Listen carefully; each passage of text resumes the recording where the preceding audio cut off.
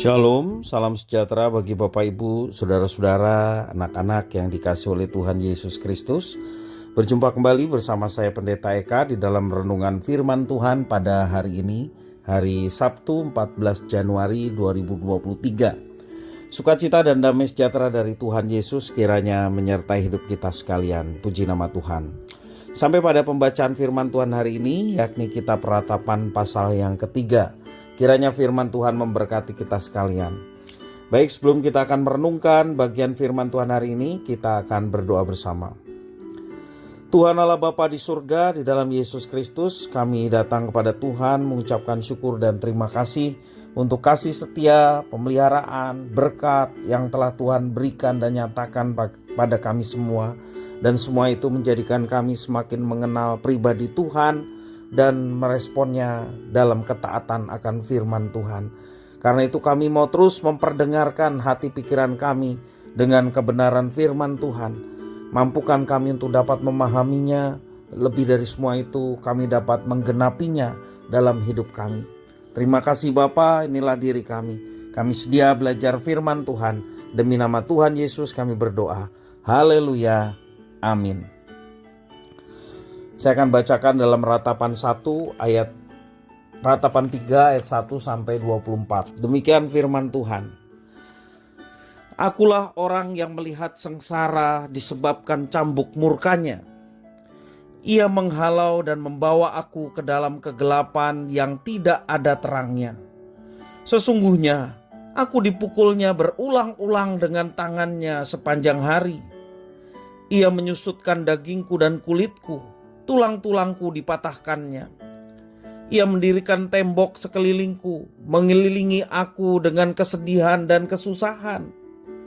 Ia menempatkan aku di dalam gelap seperti orang yang sudah lama mati. Ia menutup segala jalan keluar bagiku. Ia mengikat aku dengan rantai yang berat. Walaupun aku memanggil-manggil dan berteriak minta tolong, tak didengarkannya doaku. Ia merintangi jalan-jalanku dengan batu pahat dan menjadikannya tidak terlalui.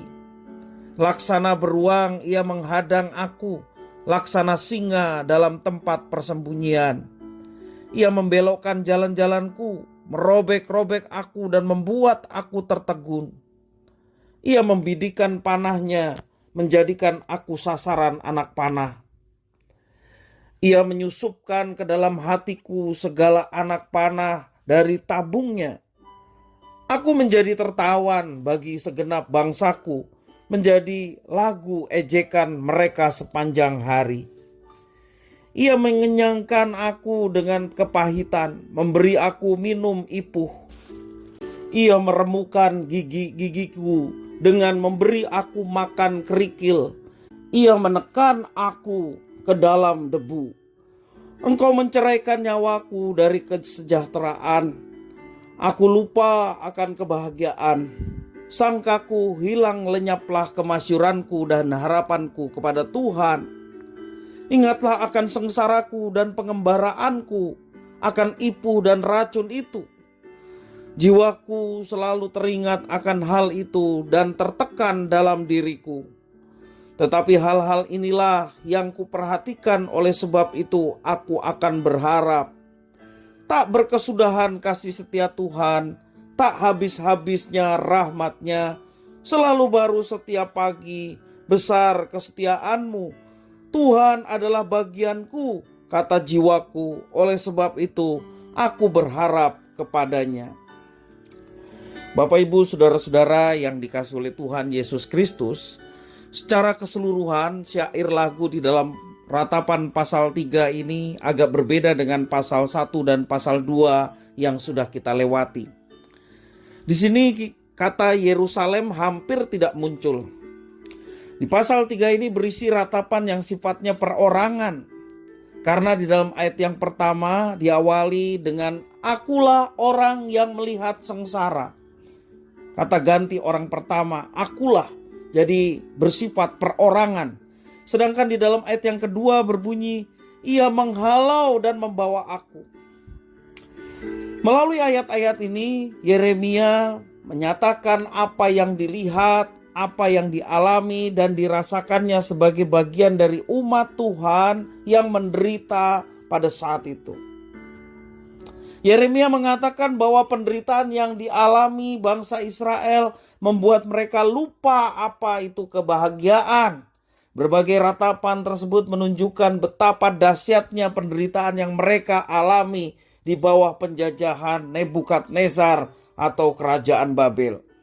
Semuanya terasa lama dan membuat hati menjadi sangat sedih. Bahkan mereka pun sempat mengalami yang namanya krisis iman di dalam ayat yang ke-18. Meskipun demikian, Yeremia berusaha tidak memfokuskan dirinya pada aniaya, cemoohan, ejekan, juga penderitaan yang dirasakannya. Ia memilih mengarahkan hati dan pikirannya hanya kepada Tuhan. Itu dalam ayat yang 21.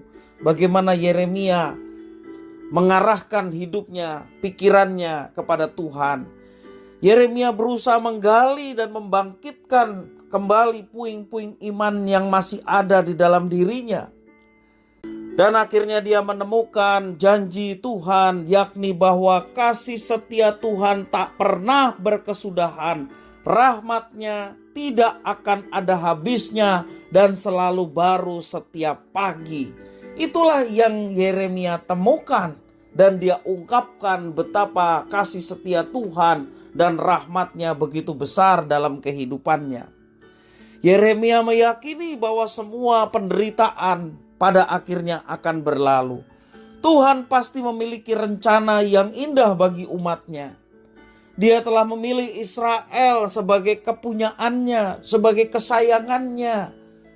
Walaupun demikian, kesayangannya telah memberontak dan mendatangkan disiplin yang sedemikian berat yang dialami oleh Yeremia sebagai perwakilan umat Israel yang menderita pada waktu itu. Keyakinan akan janji Tuhan inilah yang memampukan Yeremia tidak putus asa, namun tetap hidup dalam pengharapan. Pengharapan, janji yang Tuhan berikan itu pasti dia akan genapi. Sebab yang menjanjikan adalah yang maha kuasa. Yang memberikan pengharapan adalah Tuhan sang pencipta. Demikian kita juga menjadi bagian ciptaannya. Yang puji Tuhan diberikan anugerah menjadi umat pilihannya. Dan di tengah penderitaan yang dialami, ia berusaha untuk tidak meragukan kasih setia Tuhan. Ia tetap belajar percaya dan berharap bahwa hanya kepada Tuhan dia mau menggantungkan hidupnya. Karena bersama dengan Tuhan ada kekuatan dan pengharapan. Bapak Ibu saudara-saudara yang dikasihi Tuhan, seringkali kita lebih berfokus pada penderitaan. Demikian juga berbagai macam hal negatif yang muncul baik dalam hati dan pikiran kita. Saat ini, mari kita memohon kepada Tuhan agar Tuhan mengampuni setiap pelanggaran kita. Dan Tuhan menolong kita untuk bisa berfokus kepada Tuhan yang telah nyata kasih setianya, yang telah nyata pengorbanannya di dalam Yesus Kristus yang mendatangkan keselamatan. Itu telah nyata. Mari kita berfokus kepada Tuhan.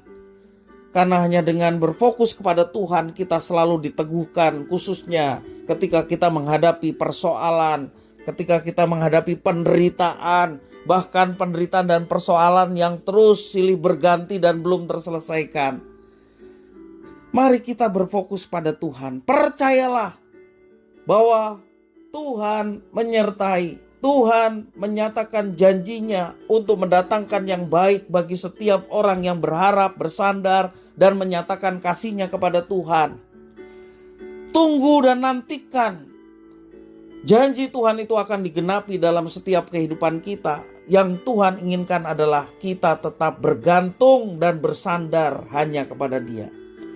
Percaya atas kasih setia Tuhan, janji Tuhan untuk tidak melihat lagi ke belakang, karena kesusahan sehari cukuplah untuk sehari.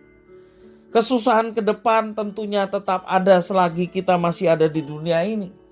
Tetapi jangan kita menjadi pribadi-pribadi yang pesimis. Tetapi marilah kita menjadi pribadi-pribadi yang kuat menghadapi setiap tantangan. Kita meyakini bahwa Tuhan memampukan kita untuk menyelesaikan setiap persoalan dalam kehidupan kita.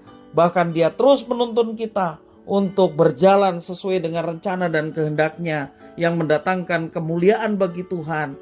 Dan percayalah, ketika kita menyenangkan hati-Nya, Dia yang berkuasa yang disenangkan. Dia siap memelihara, menyertai, dan memberkati hidup kita tepat pada waktunya. Jangan berpaling ke kanan dan ke kiri. Jangan kita fokuskan diri kita pada penderitaan atau persoalan kita. Fokuskanlah kepada Tuhan. Sembahlah Tuhan dengan sungguh-sungguh. Layanilah Tuhan dengan sungguh-sungguh. Rajinlah ke gereja. Rajinlah berdoa. Rajinlah belajar firman Tuhan. Maka kita akan mengalami berkat-Nya yang luar biasa. Memang tujuannya bukan berkat-Nya. Tujuannya adalah Tuhan yang kita fokuskan dalam hidup kita.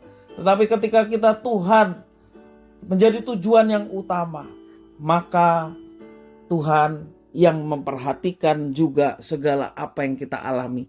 Dia yang siap menolong, memampukan, bahkan persoalan demi persoalan kita dapat mengatasinya bersama dengan Tuhan. Kiranya firman Tuhan memberkati kita sekalian. Kita berdoa. Tuhan Allah Bapa di surga, sungguh kami bersyukur dan berterima kasih kepada Tuhan atas pengalaman Yeremia yang betul-betul mengalami bersama dengan Tuhan, meyakini bahwa tidak berkesudahan kasih setia Tuhan, tak habis-habisnya rahmat Tuhan, selalu baru setiap pagi dan besar kesetiaan Tuhan. Itu jugalah yang boleh kami alami, sehingga fokus kami adalah Tuhan. Tuhan adalah bagian kami, sehingga kami dapat terus dikuatkan menghadapi segala macam tantangan dalam kehidupan. Kau yang mampukan untuk kami dapat mengatasinya, karena kami tahu bahwa Tuhan sumber kuasa dan keajaiban mujizat boleh terjadi dalam setiap kehidupan kami. Terima kasih ya Tuhan, inilah diri kami. Kami siap sedia untuk menjadi pelaku-pelaku firman dalam kehidupan kami. Terpujilah namamu. Demi nama Tuhan Yesus kami berdoa dan bersyukur. Haleluya.